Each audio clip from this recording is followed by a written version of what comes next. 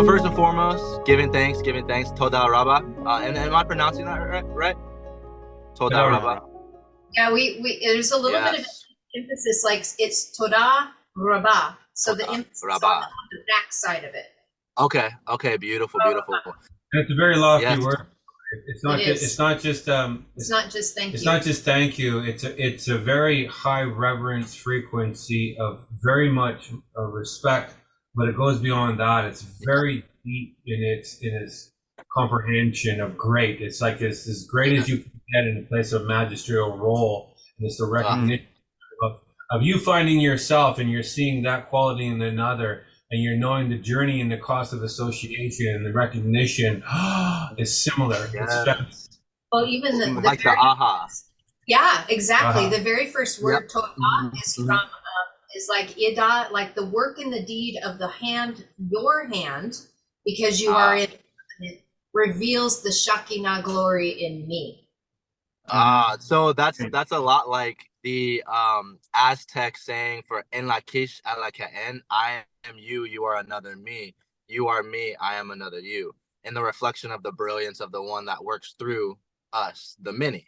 So that's beautiful. So this is expanded gratitude that the work that you do, I honor that because it reveals God's glory in a greater measure.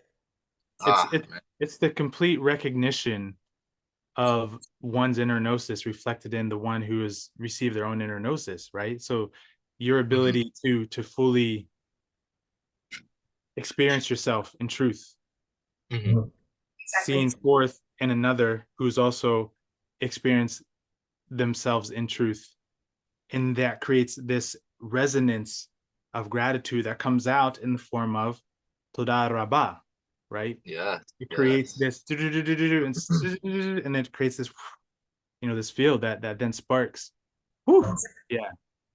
Exactly. Yeah, it's where we I think you guys use the word sound quite a bit.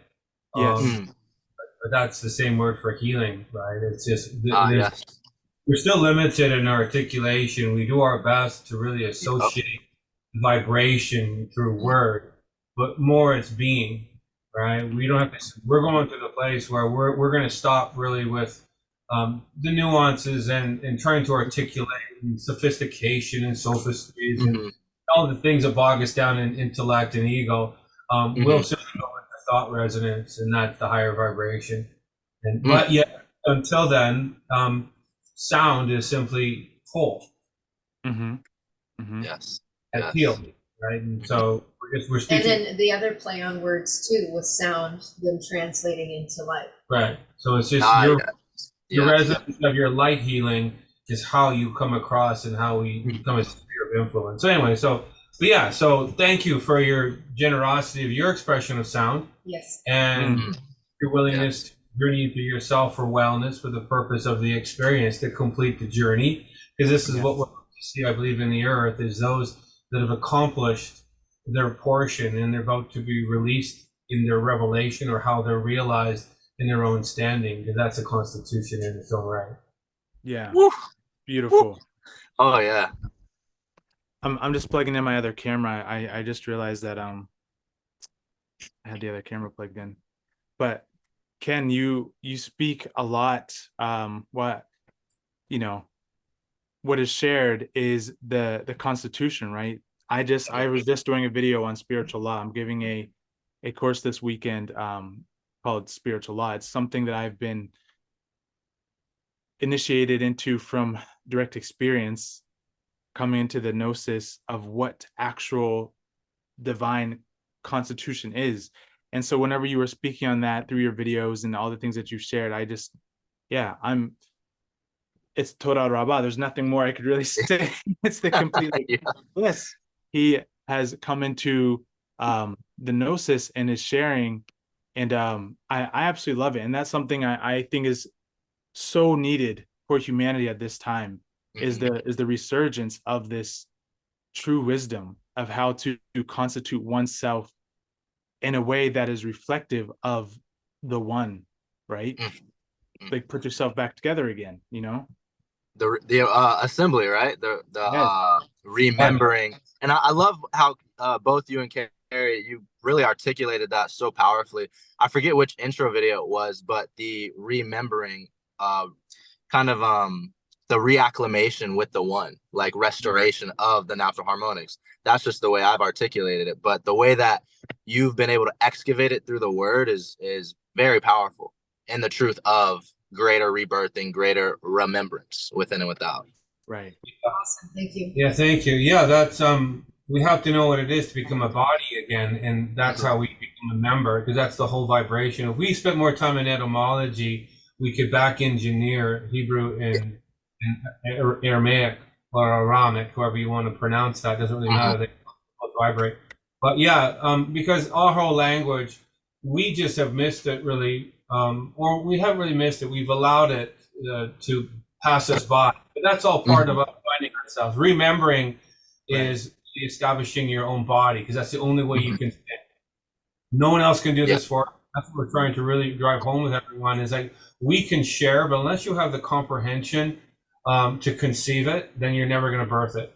This has to be birthed individually. Right.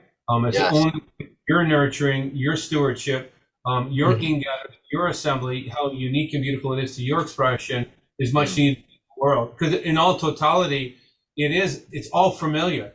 It's just yours, but it all goes to a pinnacle point. At some point, it all reaches a climax. And so there you are. Right. You may come up the east side, I come up the north side, but nevertheless, we meet at the summit. And this is an assembled place. Right. That's what I love about sharing the Hindu proverb on one of the videos with the mountain metaphor. That's so true. Like, we'll waste time if we go around the mountain trying to articulate, hey, you're doing it wrong. But we're all going to the same place, right? So I had an experience recently, a few days ago, which had me reflecting on how grateful I am with the way you and both you, Ken and Carrie and Ken, share just the brilliance. And I guess we could reflect on Shamesh, or is it Shemesh? Shamesh, right? Which is the light of the one, the brilliance of the one, the face of the sun, the sword of the sun. And we pierce our light through, as the mother and father, the essence, we pierce our light through those who are open our receptors to receive in that way. Would you say that's correct? Yeah, absolutely. Yeah, if we looked at it at the language of how that sounded to me, is that really my ear is tuned to a certain vibration, especially where I am right now. And yes, the law is very powerful, but we also have to remember, personally for me, we don't have to remember, I personally need to remember. You need to remember what you need to remember, because all sharing. But the law can become very very rigid, very fast. It's supposed to, the whole language is flow. The whole language is based on the resonance of flow. But how I just heard what you just said is very intimate in this expression. I heard making love in that.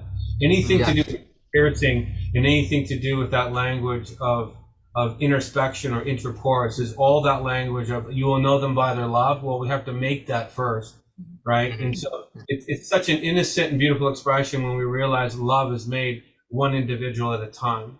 That's really the service of humanity, is when we can do that, and then we can integrate with another, right? That's when it becomes harmonious in its reflection.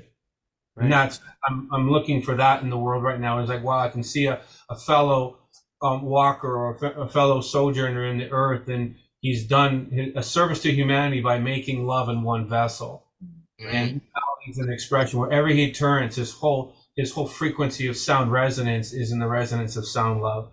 Right. But again, there's lots of pain and suffering in that vibration. There's lots of heartbreak in that love. But nevertheless, you come to your summit of total, and that's what I'm feeling. That's what I hear people right now, is like, wow, there's a lot of maturity in the earth right now. There's also a lot of immaturity. Right. almost this dividing line of separation. But nevertheless, love will show its face soon here in the world. Oh, beautifully articulated, brother. Wow. Yes. There's I think Carrie was gonna jump in a couple moments ago. All I was gonna do was, I was gonna suggest that we hear more from you than you from us, because we're getting to know you guys. We have so many videos out there, and we're on Patreon twice a week, and we're talking all the time. And I'd rather learn more about you guys, because you guys get to learn about us as we share. Yeah. But not often do we get the time to be able to sit and listen to what your heart is, what your ministry, I use that word loosely, absolutely, but that what you have created in your creation to serve the greater cause of the collective. I would love to hear more about that, and kind of the sinking in and the meshing of the things that you guys have been working on, and how it has kind of come into connecting with what we've been doing. Oh yeah, statistically. That's what I would really like to hear. So that's all I was going to say. How much time yeah. do you guys have? Go for it, gents. Go for it. Well, Krys, do you want to go first or myself? Up to you. You got it, brother. Go ahead. Okay. So for me, the last 10 into 11 years has really been just, and I like to use the word, and I've for the first time I heard it conveyed through you and Ken Carey, is excavating the brilliance of the one through I, through this perceived physical form, but it being not just physical, but spiritual in its totality, right? Within and without. So we come from our celestial origins. Our origins are forever more celestial, within and without. That's our true nature. And so really for me, 2012 was like my spiritual awakening. I began to question more about what the reflective reality is and the radiant reality, which would be the reflective reality being the illusory ways of beingness, how we've been kind of guided in this perpetuated realm and density that's inverted, that's completely void of spirit in many ways. And at the same time, the preservation of the Christos, the preservation of the Sophianic nature, the divine feminine and masculine resides within us, right? So I've been doing my excavating since 2012 consciously, in a more actualized manner through the living awareness that, yes, I am the body, we are the body, and at the same time, we have the living awareness that we're so much more than what is perceived as a human being in a physical perceived form. For this form is of sonoluminescence and bioluminescence, right? Sound and light harmonics. So that's why I love that in, I think, video 9, you spoke on the intro of sonoluminescence. That's very dear to my heart as well with Brother Krys, because this is reflecting the truth that we come from the totality. We're forever one with the totality, as Soloris, as Aten, as Shamesh, right? Which is the brilliance of the one, the light, the face of the sun, the sword of the sun. I never heard it like that, though, when it came to Shamesh. For me, it was always reflecting on Soloris, just being of the sun, but denoting the truth of it. Shamesh is still reflecting that great truth within and without. So for me, 2012 was that kind of spiritual awakening I had. And all my life, I've had, just pretty profound experiences with like plasma beings and different beings that have been trying to communicate with me. And I've come to find that that's like part of our celestial or our celestial council. Like we have a council that's in the higher ethers, we could say, right? But we're not separate from them. They're also still one with us as higher perceived density forms, in one way or another, right? So for me, 2012 was that reawakening, that rebirthing process, as I like to call it, and restoring the natural harmonics of that innate truth and the great work that works through us as the one, right? The one of many. And I love, that's why I'm so like, Krys and I mean, when we found the teachings through you and what you're sharing, I found that through Maya. And when I found that, I was just like, oh my goodness, like I was sending Brother Krys all the videos. I'm like, bro, like I feel spirit, God source, whatever you want to call it, is guiding us to study Hebrew. Yeah. I felt like, there's a divine reason that this, the brilliance of this language has been kind of, what's the word I'm looking for? Kind of pushed to the side in a sense. Been misunderstood. It's been misunderstood. There's been a complete a lot of misinformation pertaining to all of it, right? Within the scriptures, the missing books, Nag Hammadi, all of it, all of these great scriptures. When it comes to Hebrew, I've always felt such a powerful resonance because you have Hebrew, you have Sanskrit, right? And even Tibetan, I feel lines up with that. But going back, Hebrew is really denoting the truth that this is the original language. And I wanted to ask you two, this could be later on the call. I don't know how much time you have, but I just give thanks for you being able to take the time to harmonize space with us of unconditional love and non-judgment. Is Hebrew also a reflection of Hebrew, the original light language? Are they one and the same? That's what I wanted to ask you guys on this call, and we could talk about that later. Yeah, so I went through like Reiki study, and this was in 2015, and I learned to relearn and remember in my own divine right that Reiki isn't just this Japanese healing modality. It's also the essence of Christos. It's the light of God's source that works through us, and we all have access to that. And we have to, I love that word, excavate. We must excavate that essence, right? It's an encryption held within the DNA, just like how the language is, and we have to access it. We have to rebirth that process of restoration within and without. So I went through that in 2015. I began teaching in 2017, but I came to realize that, again, it was more than just a Japanese healing modality, but the light of the one within and without. And there's just different densities to that expression, as we are all source frequency expressions in our own divine right. We can also say we're beacons of source light intelligence as well. It's all one and the same.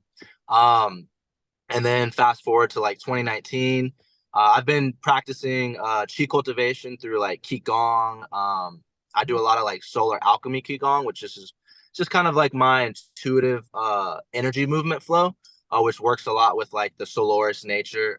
So the three treasures, and this is in the Tibetan mythos, and not just mythos, but the truth of, we have the three elixir fields, also known as dantians. So we have the lower, the middle, and the upper. Excuse me. And I began pretty much studying Leifa, which is known as ancient Taoist ceremonial magic. Leifa also means thunder rites, which is the crazy thing about this is when you begin to study Leifa, you begin to realize that it's in the lineage of Longdu Serin, which means descendants of the dragon. So then it gets crazy. Yeah. It gets so wild. Yeah, that's why I'm so, Krys and I were so hype on communing with you, with both of you right now, because everything you're sharing, it's like it's been reflecting the essence within us and the embodiment process. And then like you and Ken Carey shared in the last class on Wednesday, was you're like putting greater, more solidified foundation under our footing to stand upright with greater resolve, greater actualization within and without, which is really that embodiment of the one that works through us, the many. So that's why I'm just like, everything you guys are putting down, every time you fly the plane and you land it, I'm just like, let's go. Like, this is what we're here for. So really, I could keep going, of course, but that just gives a good general kind of inner over understanding of how I got here. And I want to give brother Krys the time to share as well. But we'll give you guys have time. You guys to all share. the time you want. Yeah. I'll give me thanks. Okay, so I'll let Krys share, and then I have a couple like through the excavation process of that internal wisdom coming through. I want to read off some of my like interpretations of Shamesh, Aleph, and all of that, but I'll save that for after brother Krys shares. Thank you. Todah rabbah. Yeah, todah rabbah.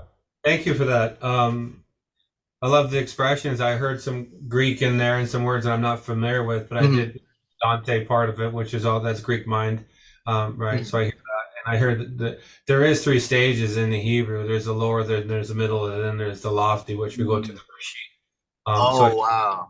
Wow! So, but that's origin. Rashid is origin. So I can hear your vibration in that, and that is mountaintop, and that is Tanin, and that is dragon.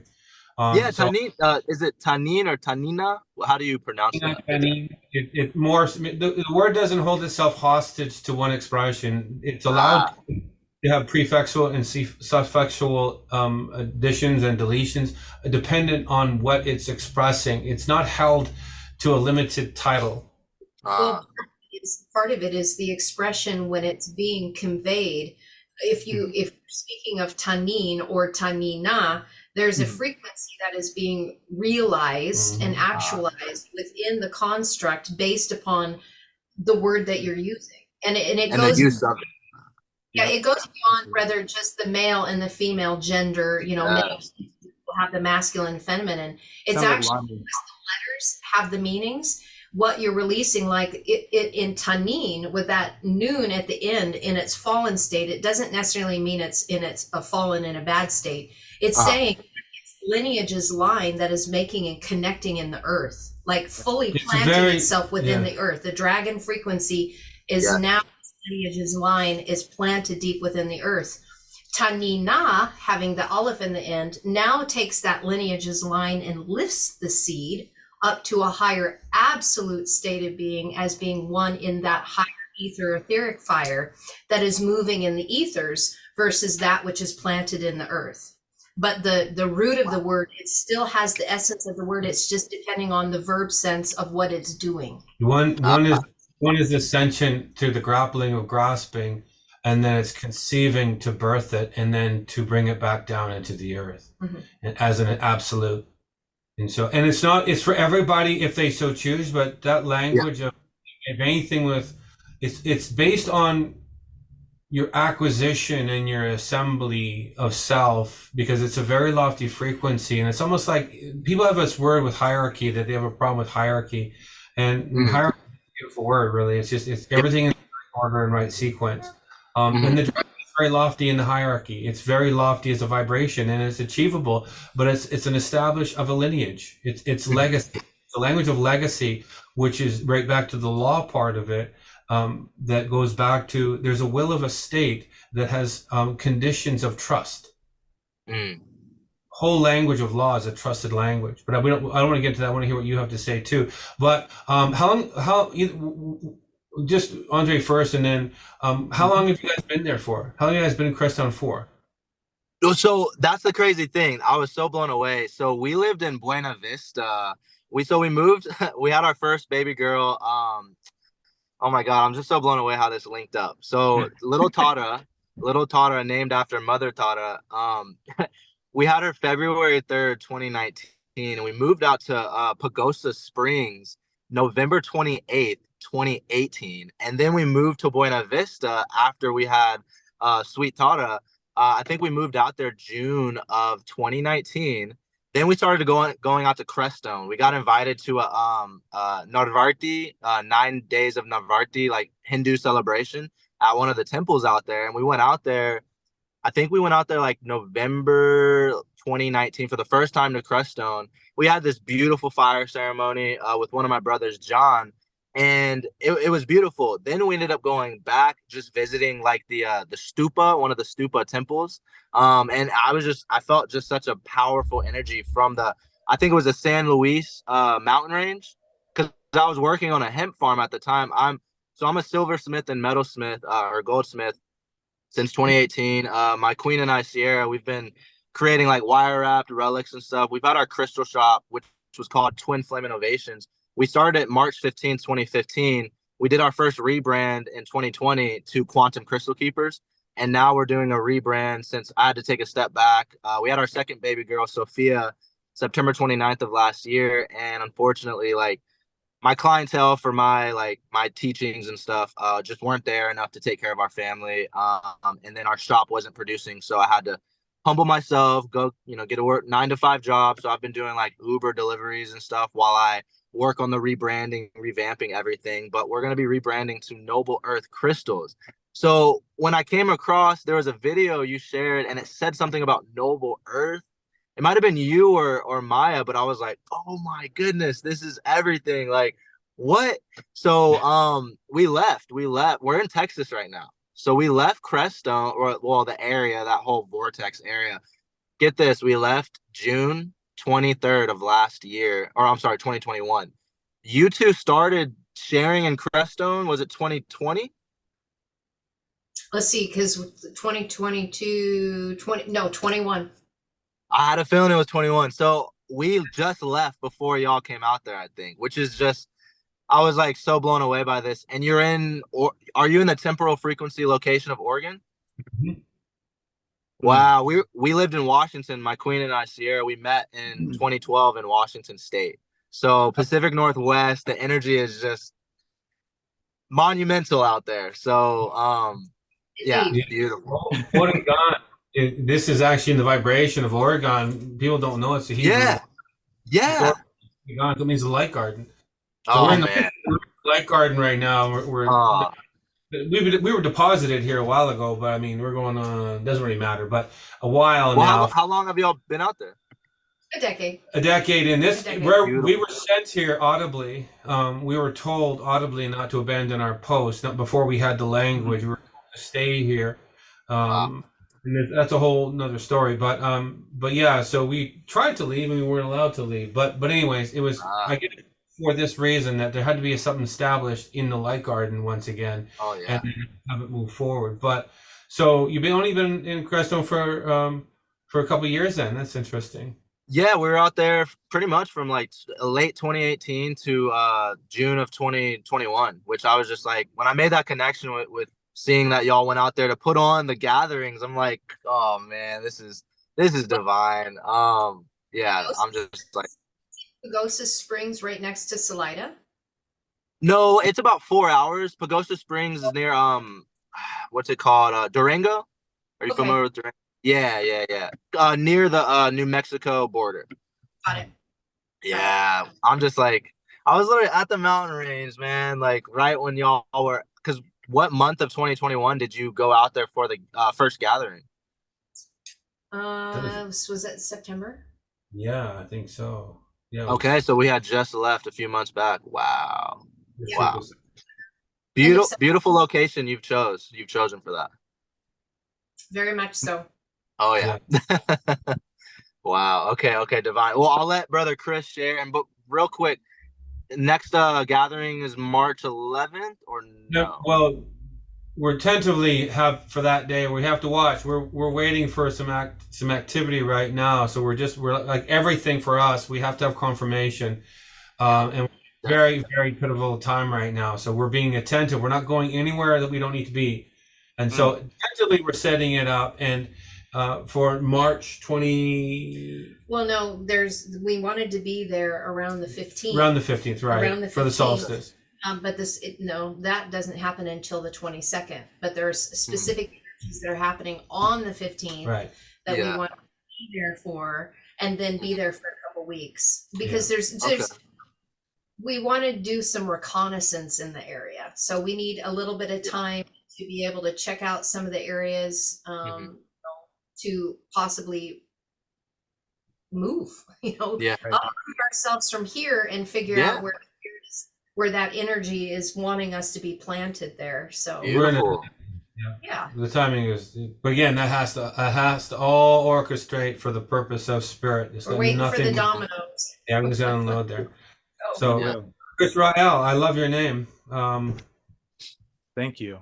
Yeah, I appreciate that. I just love listening to you guys. Add it up. Beautiful, Brother Dre. Thank you so much, man.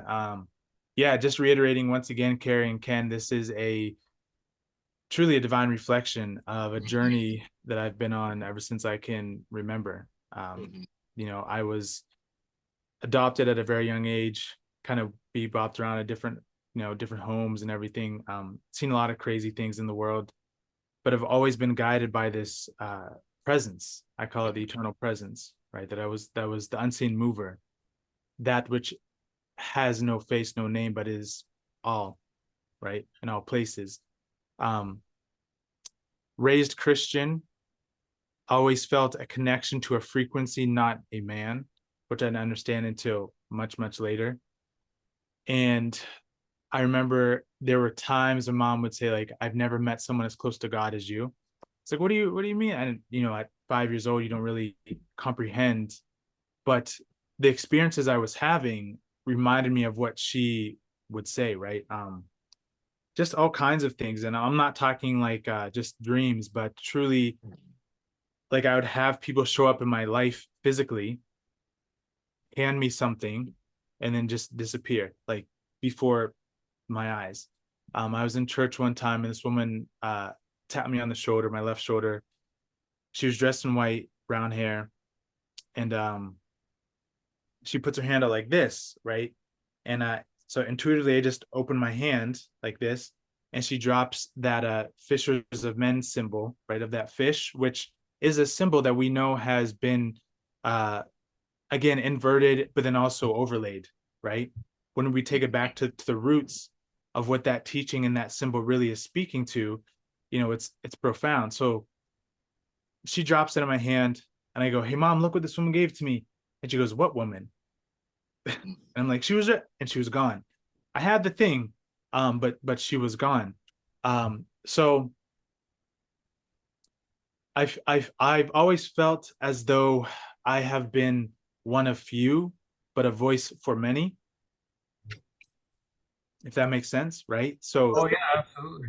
Where there is where there's one spark, the whole world is lit up, kind of thing.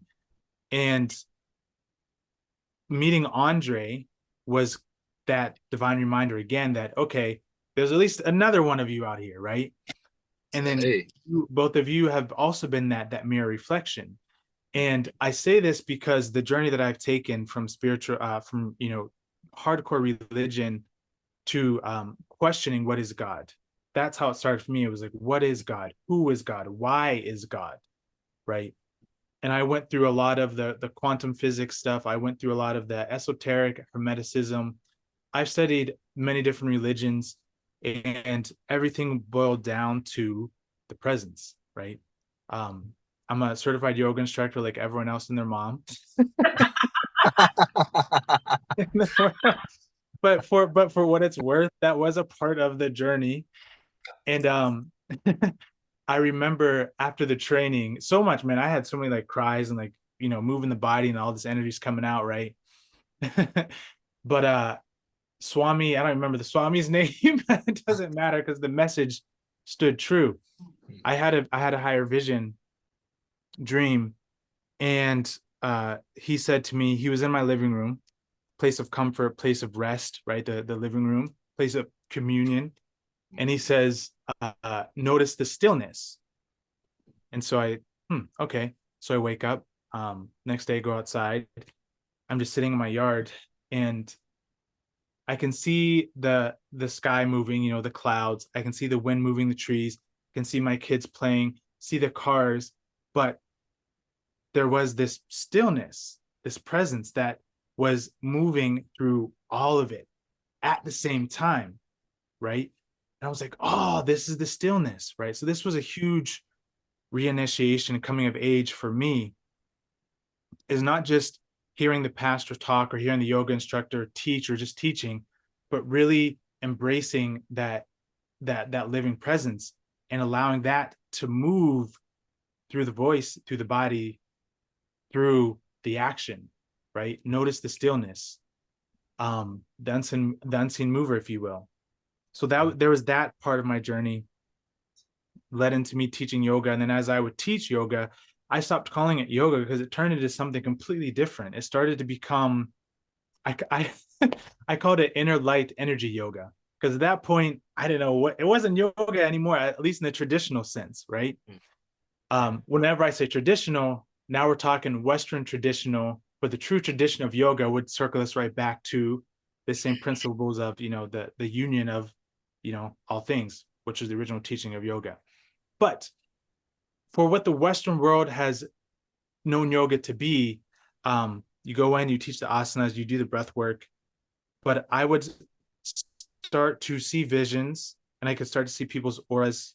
If they had stagnant energy in their body, I could assist in harmonizing that through sound.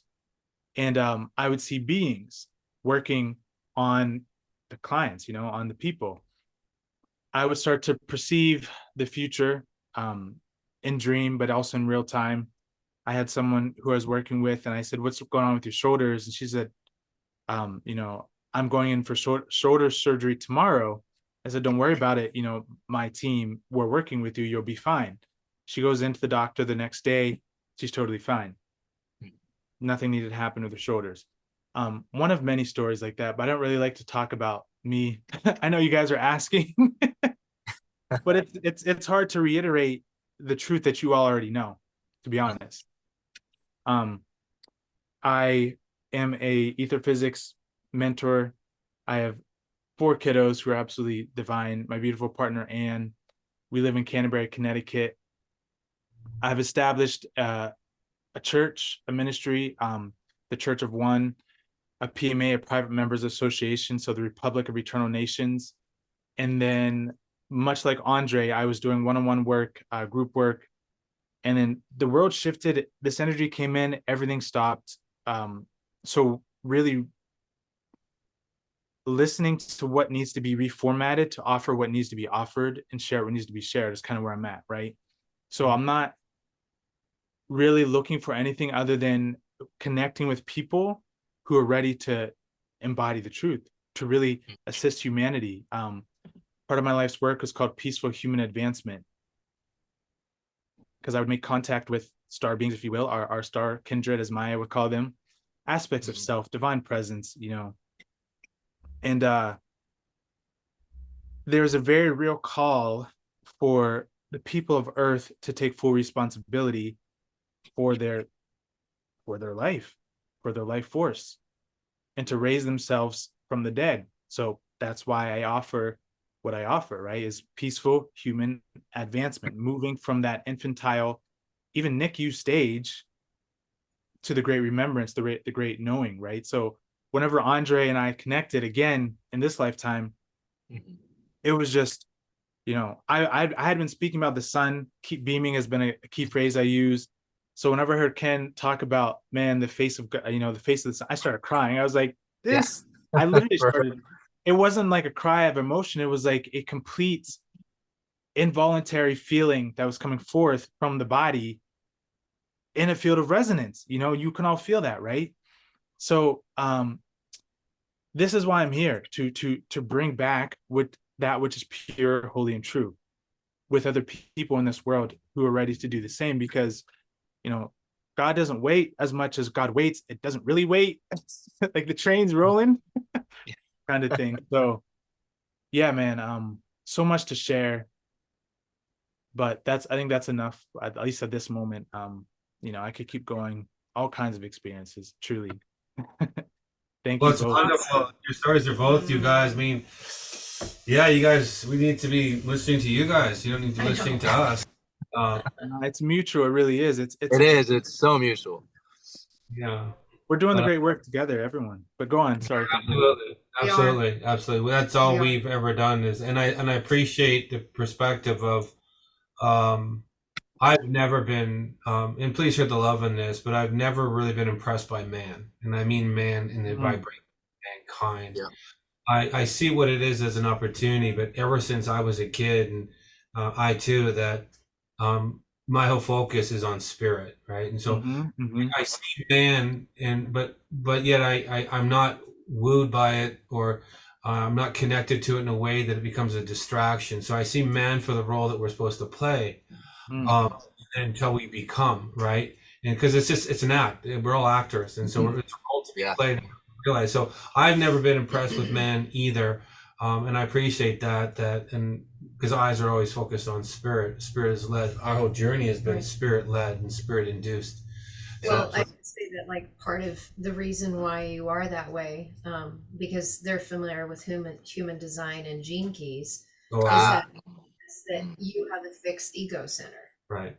So it's open, and because it's fixed, that's why you've been able to kind of navigate through that. You know, that you came in. Ken came in with a fixed emotional center and a fixed ego. Mine are wide open. So that has been a journey. Oh my God. My queen is the same way. Yeah. That's hilarious. To gain great wisdom in those areas, but you can imagine in a marriage where you're with a partner that has a fixed ego and a fixed emotional center, and one that is completely wide open in those areas. It's been quite hard. I was gonna say, you both, I mean, that's what you both, that's it, you know, that's where the greater, that's the script. Yeah, that's the greater expansion, right? I mean Andre knows, me and Ann, man, we it's been a ride, but truly, saying it nicely, right? It's been a ride. It's been a ride, man. You can say it as nice as you want, but those lessons are real. They really are.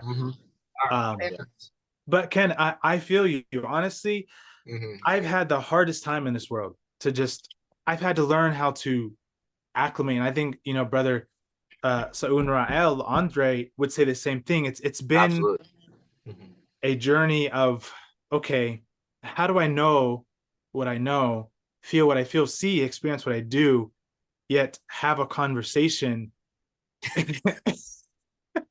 in a way where the vibration isn't going to overtake the you know, the field. You know, and allow others to be on their journey and to express their own heart and to have their own human emotions, but at the same time be like, dude, we got, like, do you understand that you're living in a frequency band that can be shifted by a thoughts? So I hear you and I feel that. I really do. Well, you know, both of you guys have made an amazing frequency. Yes, you do. You're both lovely in your expression. You know, it feels like home. We share with people, you know, it's like, it's always sometimes, well, the majority of the time it's more of a burden to share. You know, we're so focused on what we do, and we don't, like, we're just like, we're all just on the journey together, right? We don't look at it any other way than just our expression. We've just spent a certain amount of time in our expression, and therefore we articulate in a certain way, and people gravitate to that because it resonates to truth, because we're in the frequency of the truth business. Right. We allow that language to come out that way. But I just wanted to tell you both of you are very generous in your admitting of your frequency. It's like, I can feel your genuineness of truth. And so from my heart to you, todah rabbah. And I love how you did that, Krys, that yes, it is work to be anywhere, but this again is the high calling of lineage of line always. And I'm not telling you anything, I'm only sharing what you're already saying, just connecting my comprehension is that to live in the heart, to always be in the heart, it is a lot of work, especially when you're a room full of people, right? That to call the room to order, to bring by your resonance of being sound and true, that's a constitution. So when we stand in the resonance of the heart, we're fully constituted as trust. There you are, there God is being. And that vibration, we can move in any degree outside of center, and we diminish the potential of center. That's it. That's a real job description for anyone that's about to step into this mantling that's coming into right now. Is that's what it's teaching you right now, is no balance.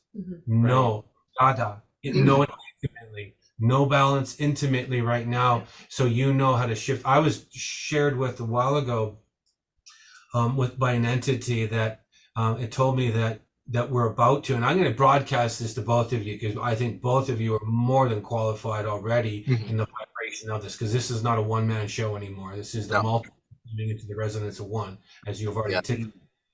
But we will be moving people dimensionally, shifting people into the whole room will be moving into another dimension.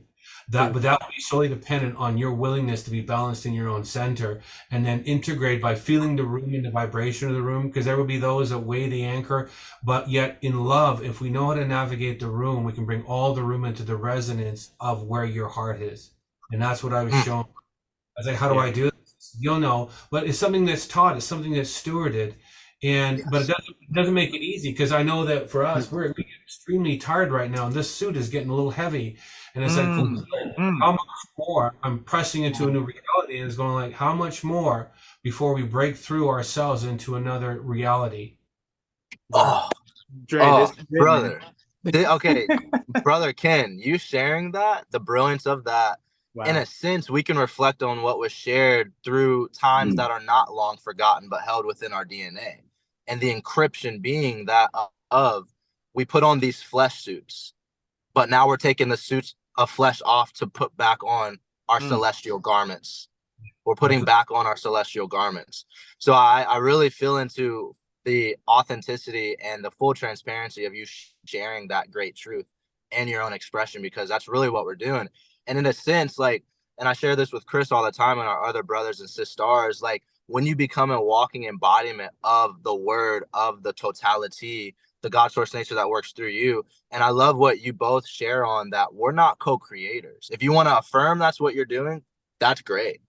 But we're creators, right? One with the all that works through, like you share, the many. And that truth weighs not heavy in a sense of like dense, but it weighs with a heavy truth in heart and mind aligned, because you must align the heart with mind. And so when you shared in the intro 9 or 10 carry, you reflected on the heart of Magdelene, which would also be the heart of Sophia, the Sophianic heart of Sophia. Would you say Magdelene and Sophia are in the same resonance of that divine feminine nature, the mother? Sophia is Greek. The Magdalene, the Magdala is Aramaic. Aramaic. Okay. So that's why I think I resonate more with the Magdalene essence of that truth and heart. Because I've always shared, okay, the Christ, the Christos and Sophianic nature and heart and mind aligned must be fortified, strengthened through the integrity within and without. But I really love the reflection of denoting the Magdalene heart in Aramaic. I think that resonates more with the truth of what it's actually trying to share. So thank you for that reflection immensely. But just reflecting on what you just shared, Ken, and everything, I mean, it's well, the grand truth, the great work. It is. And I have a question.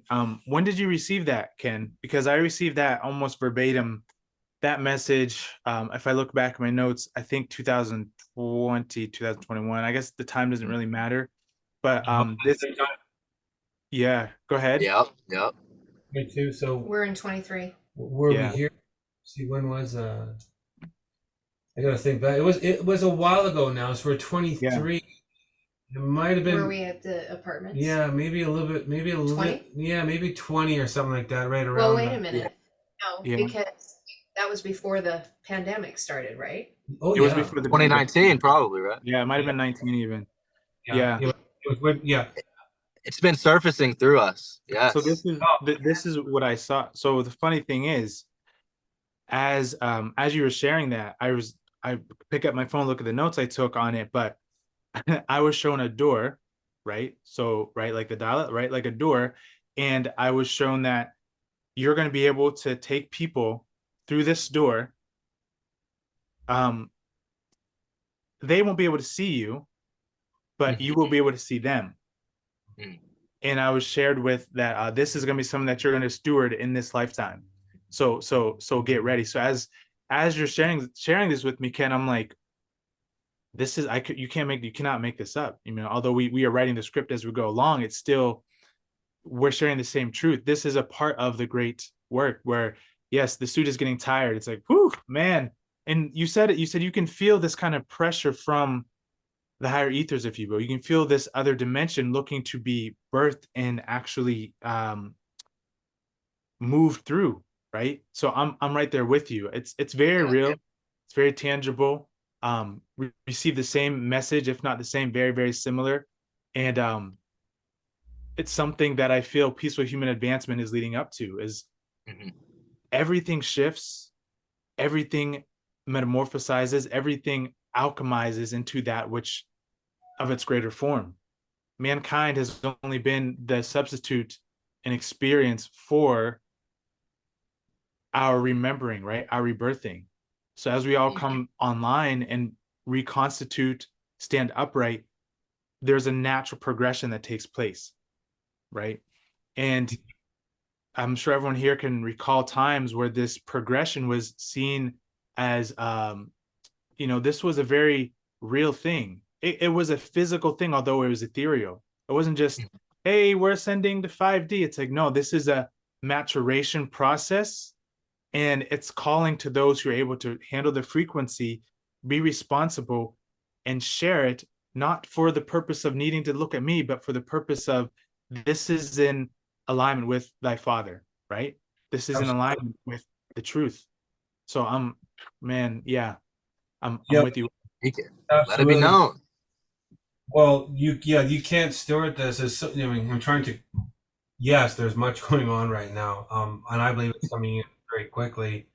And it's the language of inheritance. That's why we have to know, we'd be well served when we comprehend the language of law, because the law really is the language of upright. It's in the Hebrew language, it's yashir, but it's the language of upright, to know what it is to return. So just said that this is nothing to do with spotlighting the individual. Right. Our whole process of journey, yes, validation and right definition is needed. but when it's not in the place of stroking and that needy validation of brokenness and I'm please assist, like there's nothing wrong with that either, right? If we know it's right place and we can assist from perspective. But what this language is showing us is that validation is there. It's the nature of mother as a sovereign nation, as uprising into invalidation, which is the father component, this more ethereal. That's what's coming in. Our whole, like, I'm looking at things right now, and most likely we would not be on this conversation if you weren't already there. Yes. Yes. What has happened is we've already built form. Right. Validation through right validation, and now we're reaching the place of invalidation. It's like it's an oxymoron, I know, but validation begets invalidation because you're in the place of validation. It doesn't need to be validated anymore, so it simply isn't nothing and everything, right? And that's what's because there's no, but that is what we're being vetted right now. Is there still a desire for you to be seen in the world? There's still a wantingness and a desire to be connected to the world because you cannot hide from this. Right. You cannot look in the mirror and say, no, I want to be invalidated and then still have a need for validation. I'm sorry. Your DNA sings the song deep, right? So this is the true desire of what you've been seeking is about to be presented. And I know Carrie and I, and we've talked about this much, that we feel right now that we've said this a while, that there is an inheritance that's about to be released and is tethered to what you've been desiring for this window of time. This last season is really formulated like a reality. And in that reality, you have built it through desire. So this reality is coming in. That's what you're about to be accompanied with or married with or associated with. I know from my gaze, I'm looking at going like, I'm trying to break through of all the material world and the illusion of monetary and go strictly ethereal for the purpose of mankind, right? Because it's going to be offered. And it's almost like I felt this yesterday, that there's going to be an abundance offered again. Potentially, like, I mean, multiples and multiples and multiples of millions offered. Is that good? Yes, that's good. Is there a greater? Yes, there's a greater. But we're back to that same narrative. You know, I will give you the kingdoms of the world kind of a thing. But no, there's a greater. Right. But I know from the innocence of our expression, we can still take multiples of millions and minister to the world for the sake of the greater. We still can. But someone has to step over. And that's what I'm being shown right now is that get ready. Someone has to step over. Someone has to step over. Yes. Step over. Oof. Oof. Wow. Yeah, that's it. I mean, and go ahead. Go ahead, Carrie. There's the process of drawing out in order to step over. So I was thinking about there's a lot in this. There's a lot coded in the language in this, but go ahead. But yes. I would love to be able to share another word with you guys. Because you've connected to the Magdalene of the Magdala, but in Aramaic, Christ is Mashicah. Mashicah, Magdala. So you've got the Christ nature with the Magdalene heart. And the beauty of the Mashicah is the first three letters is a word that means to draw out, and it means to draw out silk.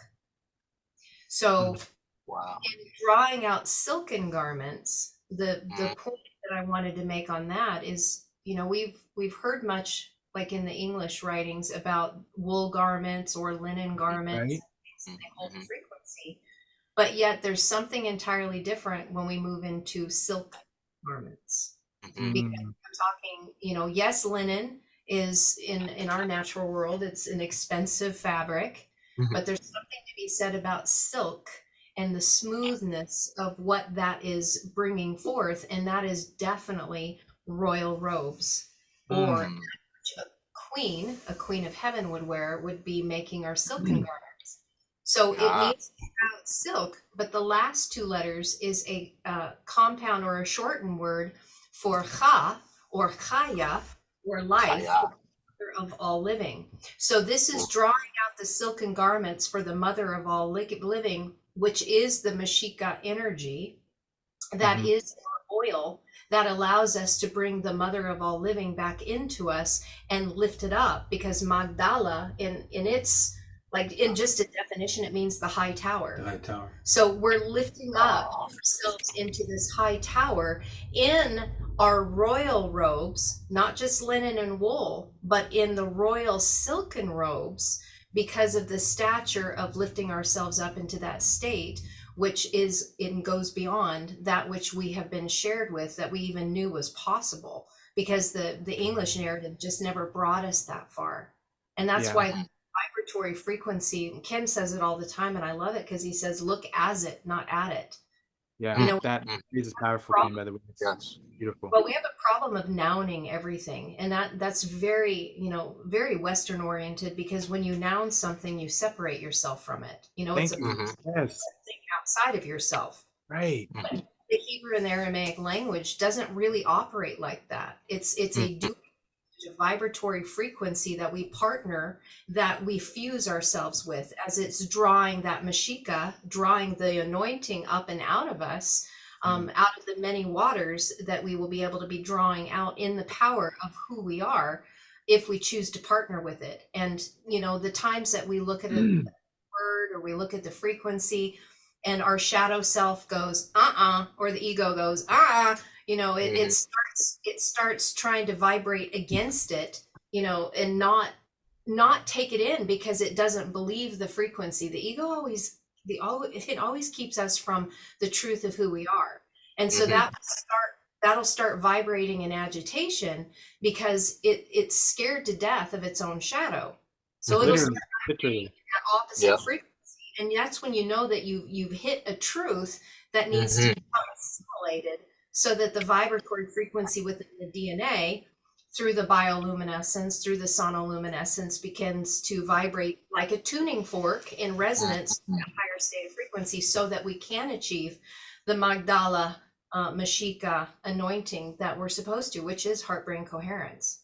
It is. Thank you for sharing that, Carrie. And the ego separation. So just like to speak to that for a second, right? So we have, remember, Carrie, I messaged you the other day and I said I got the first Bible verse I'm meant to excavate, right? I just found you guys, but it's like, all right, here you go. And it was about the waters above and the waters below, right? Separating the waters above and the waters below. And for some reason it all clicked. I said, wait, we're not talking about a flat earth or a square earth or circular earth. We're talking about a state of consciousness, right? The two different states of consciousness. Waters below would be the temporal waters, right? The bodily form. The waters above is our higher state of consciousness, the ethereal form. When we separate, what separates them? It's the ego mind that keeps us from accessing those waters above. That is the vault, right?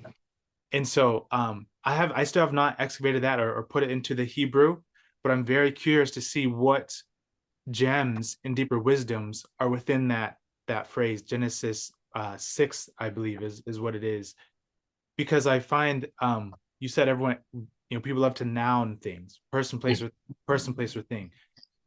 That comes from the forgetfulness of what one truly is. That's all it is. It's a misidentification, right? So if I think I am a you know, whatever, you know, I'm a dad. Okay, that's my title. And we already know this. That becomes an identity. We forget that we are the living presence. So it's so much easier for man, as Ken would say, to identify with a person, place, or thing, because it suits that separation. It suits that vault, that firmament that keeps us from the greater knowing. And so when we dissolve that is whenever we let go and see who, what, why, where, right? Can I be innocent again? Can I ask questions? Can I assume I know nothing? And can I allow that which is known to be shown, right? To show me. I don't know. Show me, right? And then next thing you know, you're on a call with 3 beautiful beings, you know, sharing wisdom. It's a full circle. It really is. Yes. We define that as, you know, people have asked, like, how do we define worship? And, you know what we know, but true worship to me is surrendering to that which I do not know. And Yeah. Because to me, it is that stepping into the language of distillation and how you articulated the Mayim and the Shemayim, and then the whole process of cycle. Because everything that you just said is the process of cycle through the water into the distillation, which is rendering clear the ego for the purpose of the ingathering of what ego is rightly defined. Because ego is still a friend. Ego is just a force potential, right? Yeah. Now ego is clarified. Ego is now rendered as resolved, as purified, as pure, and then it can rain on top again and go back down to the cycle to further its distillation to the cycle to go back, because this water begets water through the process of distillation. That's all Hebrew idiom. That's called cycle. The river and the mountain are one. You cannot separate. And so, and the river and the mountain are one, then that means the Ma'im and the Shemayim are one as well. Everything is one, separated for the purpose of assemblage or through distillation to render clear the resolve to know that everything is one. We may say, we may articulate it, there's a difference of experiencing it. Yes. Yeah. Yes. And so that's what I hear in your, exactly. that there's none of us. Ego wants to rush the process, right? The only way to calm the sea is to go peacefully. Yeah. Truth. Yeah. So, thank you. That's spot on. But that's exactly what we're sharing, is there's a subject and an object, and then but this is the power, and what the language shows you is your subject and objectively seeing yourself. The lofty is the objective. We're able to see ourselves in the experience of the subject, and at light speed we can go back to the subject and then look back at the objective, right? And then say, all right, I'm ingathering my pieces. Thank you for reminding me, but I'm now integrating my higher dimensional being, and I'm now sharing space. I've just pulled heaven to earth. Yes. So I shift at light speed, as you do as well. I'm hearing this. We all shift at light speed from the objective or the observer into the subject. And that's my heart for humanity, is like, man, may we all shift at light speed to realize we can see ourselves in the lesson without getting caught in the lesson. Nevertheless, the lesson is still the lesson to integrate into the object. But my heart is we're quickly moving to a place that those that have integrated as the observer and the subject are about to be collapsed into one reality. Yes. You've made a portal. That's the crossing. That's what's happening right now, is the crossing. Yeah. Yes. Oh, we were speaking to this. I mean, Andre, before this call, we were just speaking to this exact topic. Like, yes, we were. Yeah. I mean, we were sitting there on the white fire, black fire being one and the same in that sense. So this is so not to cut the wisdom brother, but you no, remember go the capstone. flow. Okay.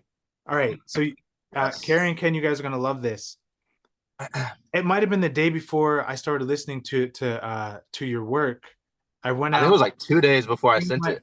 2 days. I went out to my backwoods, beautiful stream behind our house, and I was passing someplace in my yard, and there was a white stone.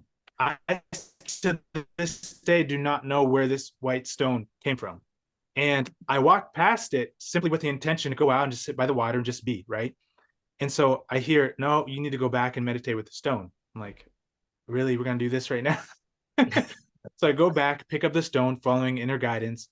And then I'm sitting down. Usually I would just put it in my palms, right? And I receive guidance from spirit. You need to put it on top of your head. Put it on top of my head, and I'm sitting in meditation. And then the message was, you have just removed the capstone. This is the capstone, right? You were just breaking through the capstone. I was like, I have no idea what this means at the time.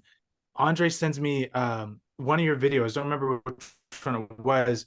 One of the first things you were talking about, Carrie, was the capstone.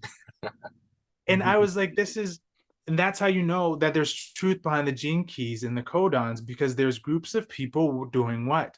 Coming together like resonance that have nothing to do with each other, subjectively. I live in Connecticut. You guys are where you are. Physically, we don't know anything about each other, but it's like there's this energy that will not be denied. Higher counsel. And to deny it. Yes. Exactly. So I just want to share that about the capstone, just to go off what Ken was saying, that yes, there is a resurgence of the councils of the higher ethers being moved through this realm that then is going to collapse this realm in order to be realized in his true glory, right? I mean, this would be the Elohim, right? We the Elohim, as you both share, Carrie and Ken. Right. Oh, moving into the Alaha. We're actually moving out of the Elohim into the Eloha, or the Alaha. The Eloha is what you call it. Okay. Okay. Oh, so yes. Yep. Go ahead. Sorry, Carrie. I'm all hyped up, guys. Good. So Allah, Aleph Lamed Hey, is a singular form of God that is revealing the Shekinah glory, the Shekinah glory, through the shadow that has been turned, because you're revealing one or the other. You're revealing fear, which is the shadow, or you're revealing love, but it's all God. It's because they're the same intensity and frequency at opposite ends of the pole, so that we can collapse them so that there's absolute love. Right? So when it moves into Alaha or Aloha with the Aleph on the suffix side, you've now moved into the absolute state of being. So now it's unified as one. Individualized. Yeah. So the individual self in the Shekinah glory is in the absolute state of being, the mystery of the many who are one. Whereas before, the Elohim were working in the power that was given to them through their shower to create might or chaos, because that meant both. So the Elohim, collectively, all of us, we've been given the power to create one or the other, a mighty collective or a chaotic collective. When we move into Alaha, we're in the absolute state of being of perfected love that does not have fear, because the absolute state of love trumps. It's above poles of fear and love. It's absolute. It's so ingathered and integrated. Yeah, right. So it's we go back to that true 0 point pure potential space, and then that out pictures in a physical perceived physical sense, right? So this is, I don't know, I feel like this is so important that we're talking about this, because this is big stuff. This is what we're here for. Right, exactly. And I'm eternally grateful, because this conversation is not just a meeting of people who are into the same topics. This is counsel speaking to counsel, right? Stepping forth and saying, yes, do you remember? Yes, do you? Yes, okay. So here we are. This is what this is. Profound. That's exactly what it is. We need to, and I would say this,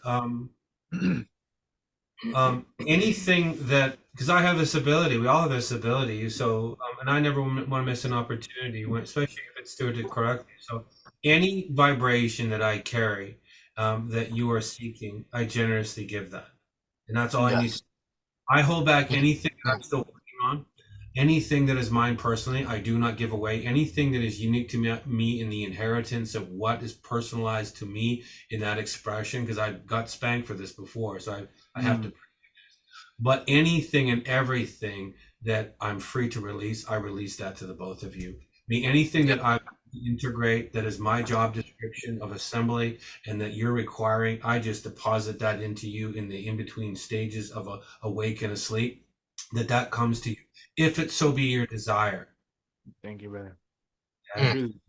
Received in grace, and body reverberated, reciprocated.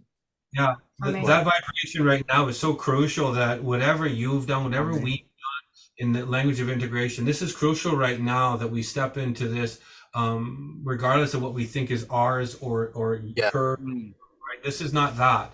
This is this is beyond that. That this is very, very crucial right now in the season that we're in. I don't think we can misstep, but I know if I misstep, there's someone else that's going to step that thing, right? It's like I still have the opportunity to misstep.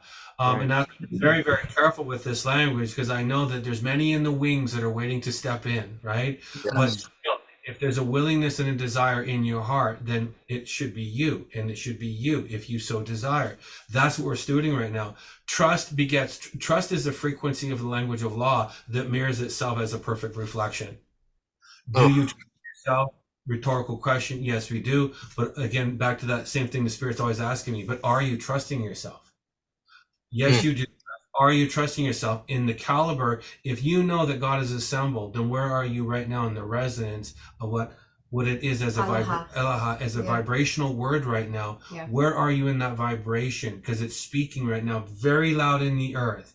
And most likely, I know for us, most likely we're talking to people that are feeling a little isolated, maybe a little, in the right sense, an agitation, but not agitated to anger. It is simply realize that whenever I'm out in public, I'm feeling the need just to remove myself more in seclusion, like turning my chair inward and no longer outward, that kind of a thing. Realizing that the introspection work really has to take its final, the finished work. Now driving the final nails or the final, just a little bit of shellac or the paint, like that's where it's right now. And I'm finding that there's a lot of nonsense in the world right now because the absolute frequency of all is in the world right now, circumnavigating. And those that haven't done the work are vibrating in confusion. Yes. Agitation going on. But those that have, it's actually, you can start to see the separation. And it's like, man, I'm feeling more of a time of just meditation or isolation or quiet. I don't need to be busy anymore. It's like you've reached a peace where you can just go lay down on the couch and just close your eyes and just give gratitude to Source for where we are and what we've had to do, because we're coming to the end of this whole process right now, so we can go over to come back. Right. Brother, this is reflecting. I am neither here nor there yet, somewhere in between it all, one with the all. I articulate this to those who are open and receptive to receive, and that's what I'm feeling is like we're neither on this side or that side, but we're in between the totality of the all as the all, working through the many, us as the many. So, yes, yes. Something that I was listening when I was listening to Ken, I was just reminded Ken used to be a Finnish carpenter, and I had a feeling. So I was sitting here thinking about, and I feel like I saw him working as a Finnish carpenter, and it was interesting because the pencil was in his mouth, and he had his saw lined up, and he was measuring the degrees because he was doing a radius. I saw the same thing. Having to make all these cuts, like perfectly cut to make the radius around the wall. And Ken, in that moment, I saw him, and he wasn't rushing. And that's what I feel like Spirit was saying to us right now, that even though we're in the finished work, we can't rush our way through it. Right. Like when Ken was actively pursuing those things, I remember that we had many discussions where he was saying, "Oh man, I'm really feeling this right now." He would say that, there's a couple parts of the equation that you have to look at, and one of them is it's usually time and money and material. Time, money, and material. And when you think about that, time, energy, and material, because money is just an energy exchange. And these work into harmony, because if you cheapen yourself on the material costs, what is it going to look like, right? Your outward appearance is not going to come well. If you try to speed somebody up, the outward appearance isn't going to look well, right? And so I was looking at Ken as he's talking, and I'm seeing him in that moment, in that patience that it took to be a Finnish carpenter, and to see how he's been doing it in the translating the work and the hours of patience that he's had in slowing himself down and breathing and welcoming that white fire, that high ether fire, to work through his vessel as he's handwriting. Literally. He's literally handwriting the Constitution, divine nation, what you would call the Republic of Eternal Nations. He's handwriting it, and he's been patiently doing it, painstakingly every morning. I mean, we've been up since 11:30 last night working because we were up that early, just being, feeling the stewards. The energy of getting up and doing what we're doing, and not so much as like a heavy burden of responsibility, but more of the weight of the kavod, of the glory that is being given to those that are willing to steward it. Because responsibility can be taken in a negative contents, or the kavod, the weight of the glory that is resting upon the shoulders of the priest and the priestesses that are doing the work. early in the morning that rise up before the rest, because that's when the frequency is quiet. Yep. The masses aren't out in their chaos and making so much noise that the spirit is harder to hear than when the masses are asleep, that they would rise early in the morning to be able to tune into the frequency that was made for them in that moment, because they chose to forsake all the other things and they sought after the one thing. The articulation of just clarity and the grace of the higher ethers bridged through your word, Carrie, Ken. Todah rabbah. Yeah, truly. Todah rabbah. Todah rabbah. And that, yeah, that breath, that subtlety of there's no rush. All is now. You are being guided truly. And Ken, I mean, I feel like there's other names that want to come through for the both of you. I don't know them yet, but Ken, I hear Ken, but I see Ken, but there's you. I see the high priest. I see the high priest. Yes. With Carrie, I see the high priestess. Right. Yeah. And so this divine nation that's coming through, we're speaking now from the future perceived future. Speak it, brother. Will be read by those who come after as something that's going to transform them, that's going to transform the other version, if you will, of the Elohim as we move into the Alaha, right? So thank you. I'm saying thank you on behalf of all the people and beings who have yet to receive this great wisdom, but who have already received it. In the future perceived now, brother. Exactly. Yes. Exactly. Oh man, beautiful. I will say this before we close out. We were actually discussing our names this morning. I can feel something going on. I keep every time you say Ken or you say Carrie, I'm like, that's not Ken and Carrie. Yep.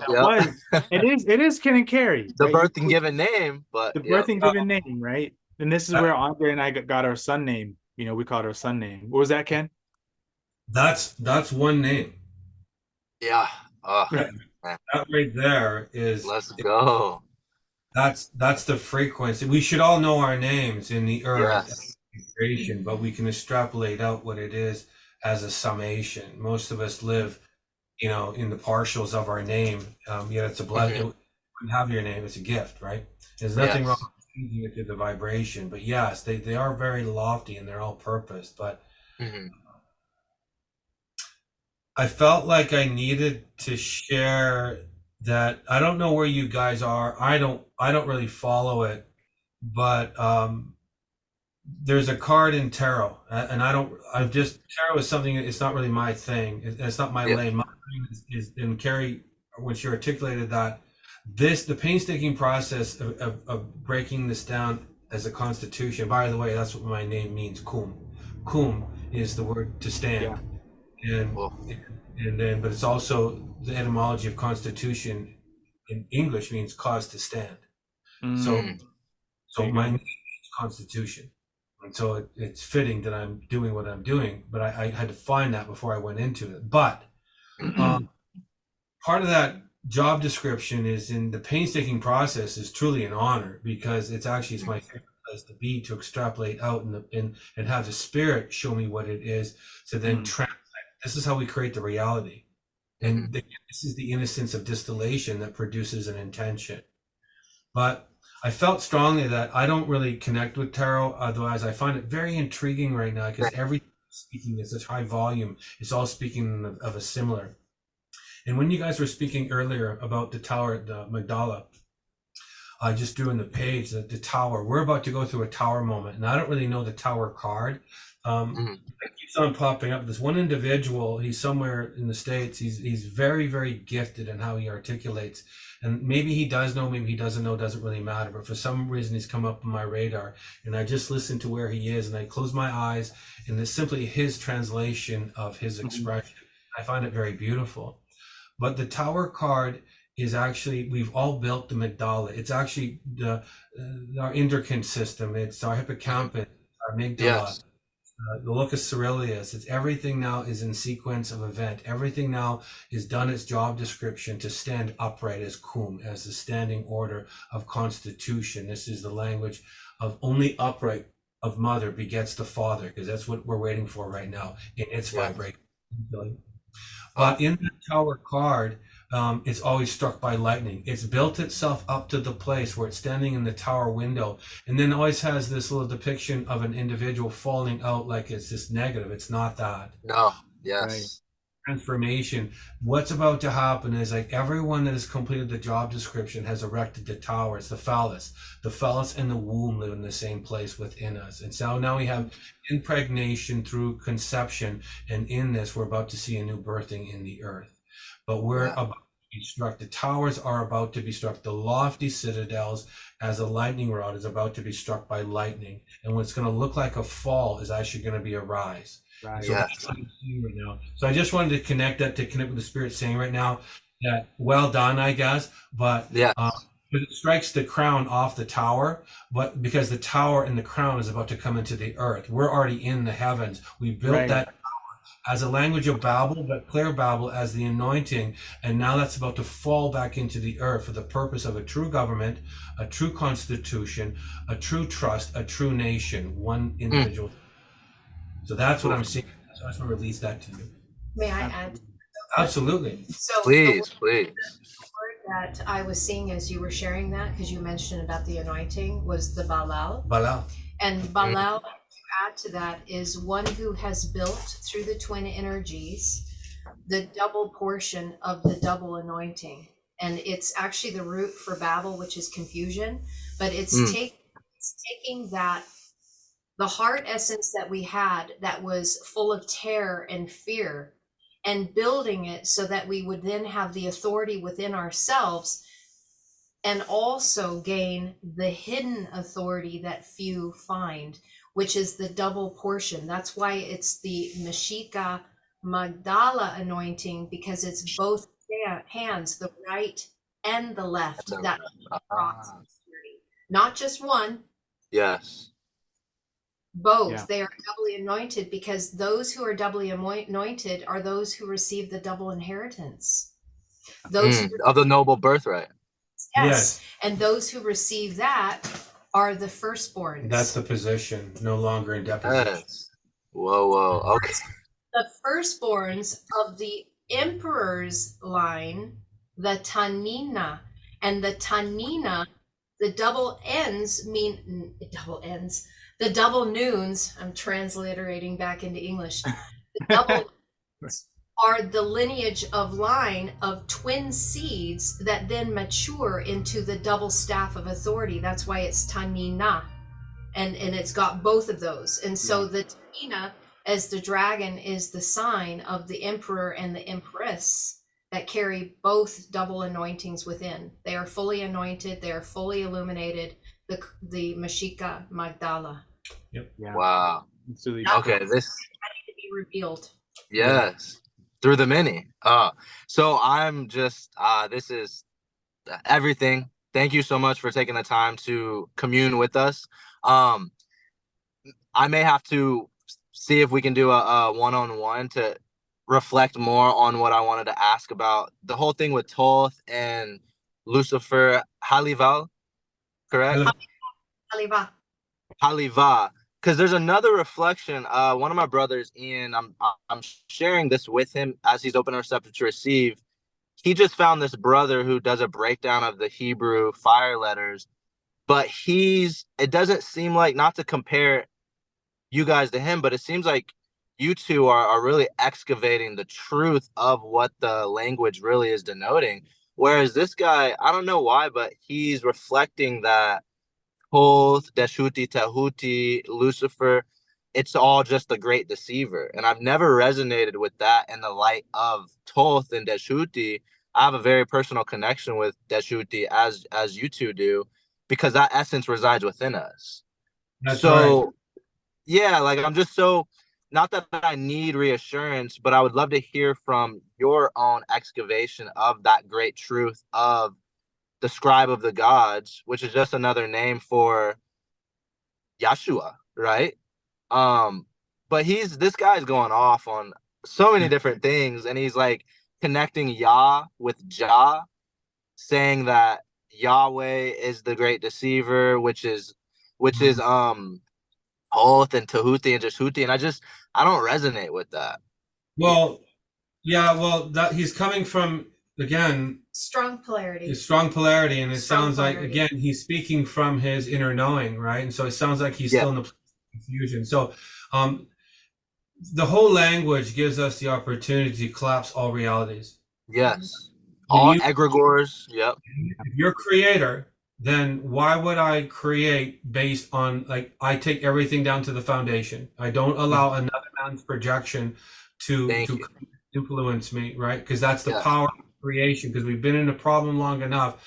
And so the language, the Spirit has taught me to say, break down Thoth. Okay, break down Lucifer. But again, I have to go into it without any preconception, because that is love and that is lovely. I would expect some. Why would I wouldn't, if someone says, well, Krys is this or Krys is that. Well, thank you very much for your perspective, but I will determine what he is and what as the judge. Thank you. Yeah, that's a magisterial position. That's an admiral of the seat. So, so it tells me much. If I hear that from the individual, again, as the observer, I watch the subject. And in the language, I hear the subject speaking, but I'm watching it from the observer's perspective. I don't need to say anything to them. All I can just say, because he's not asking, he's telling probably, and I would just be like, interesting perspective, but it's your perspective, not mine, right? Yeah. And I'm not asking for it, right? Because he just came onto my page, and just went off on messaging me about that. So that's him speaking how confused he is to say there is a usurper in him. Yes. Right. He's telling his own story. Like he's already shown you, he's telling you who he is already. When you have the ability to see it, he's already telling you who he is, to say he's a wild card. I'm a wild, because you cannot, it's nothing's outside of yourself, but that's God is saying that I am this. And so that's all he's, we should all render everything should be rendered down. Well, it gives us the opportunity. We shouldn't do anything. It's giving us the opportunity to collapse it, to refill it back to the intention of my created, my potential, my intention. And this is why we, Ken and I, do what we can when we share, to kind of move ourselves out of all the narratives, because we've all been influenced by them. You know, every translation of all the sacred works, I don't care what they are, the emerald tablets, that was your reflection of the one who was translating it. The Nagamati, it was a translated work. The Book of Enoch, the Book of Thomas, the entire Bible, all of those writings that were canonized version, they were all translated works. And as soon as the translator translates them, it's the mere reflection of their projection through words. And so you never get the true essence of it. And it can be highly manipulated, and especially if one is living in a strong polarization and duality, because they see that the bad guy is outside of them, so they have to have a bad guy, because they're not willing to integrate with that energy, the dark hidden energy, and so they're projecting it outward. So, like you said, the subject and the object. Lucifer and Thoth are lovely, as I am lovely. I'm lovely. So I break down all egregores, because that's the problem, is like, is there this in the world? Yes, because we've taken it and we've allowed another projection. We built upon a projection, projection upon a projection, and we call it a thing, right? Well, yes, when people say, well, is there Lucifer in the world? And we're like, yeah, sure there is. Well, what do you think? When you ask a better question, like, how are you projecting that? Like, you're leaving it in limbo. Yes. It's a Greek word. It means light. Yes, there's light in the world. But there are people that built Thoth as a negative, because they're seeing it through their lenses, and so they're creating an egregore. Now that's about to all come down. Tells me where someone is, but what's happening right now is pure builds pure. That's what I do know. It's a mirror and it's a law. Clear. It's a law. The language gives you the opportunity. Clear does not come obfuscated. I know that. It's impossible, because it mirrors itself as a perfect reflection in harmony, as fully consummated. It's the law of consummation. It's not out of sync. Surrender begets victory. It's perfectly in its relationship. One gives and one's in that position of generously in the expression. The giver and the receiver. The giver and the receiver. Yeah. Right. But they're perfect in harmony in the language of coupling. This is how we pull down space into a matter world. But Truth. but Yes. it's because that's the ether language. We're filling space. We are literally filling space in our revelation. But that's okay. These are individuals that they'll know, because interdimensional portals are about to come into this expression called the material world, and they will be gentle, but they will also be ferocious. There won't be anything to mess with. They know the law because they're vibrating at light's potential. Right. It will be kind to some and gentle to others, and to some it will seem ferocious because they're not going to want to come into the calibration. But I do know this: the law will guide and direct and cover the innocence of those that are willing to come into the teachings of light's law once again. It will not stand for nonsense. It will be there as a protectorate, because a lot of the world still will be vibrating outside of that, and the language will be established again. There will be places of harmony and resonance that will be fortified for people to come in and be taught the ancient way once again. Yes. We built the art. He will be shown or given an opportunity to collapse, to be taught how to collapse a reality, so he would come into clarity to realize Thoth, Tav, Vav, Tav, how can it be anything other than the expression of beautiful? And perfection. Thank you. Yes. This is what I've come to know. So when he projected in that way on me, I was like, brother, like, not that I'm better than you or any of us are better than others, but there are layers or degrees to this totality, the expression. Yeah. When you're operating from an individualized, individuated, subjective reality or consciousness, you're still operating from the dualistic opposition. Whereas when you transcend that, you do enter into the embodiment of the triality, one with the totality, right? Within and without. So when he hit that note, I'm just like, brother, like, you will have the opportunity to realize this for yourself. I'm not the one to come into your field and tell you you're doing wrong. You can tell me that, but I'm not going to sit here and go into it with you.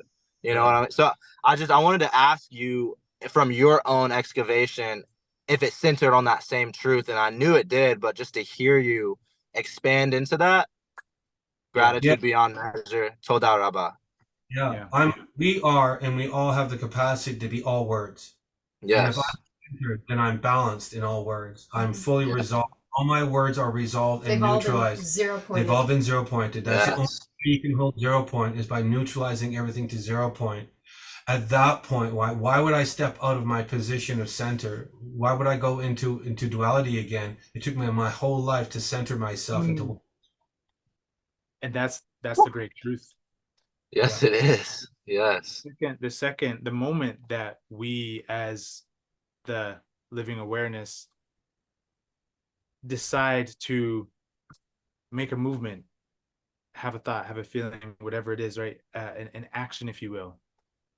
Everything created from that time becomes a part of the Maya, part of the illusion, right? So every single thing that was coming forth from the original, which is always present, of God, is now the playground, right? So none of it is evil, bad. Evil is just live backwards, right? The devil is just when you die, living backwards.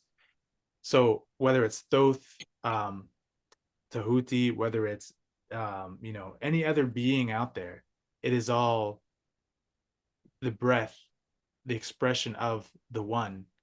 Yes. And as we are speaking to, the collapse happens instantaneously upon that great realization, right? So now that great realization, if I know that truth within me, if I walk as God, whom do I have to fear? Because I would then see, experience, know God in this, that, you, him, she, whatever, the tree.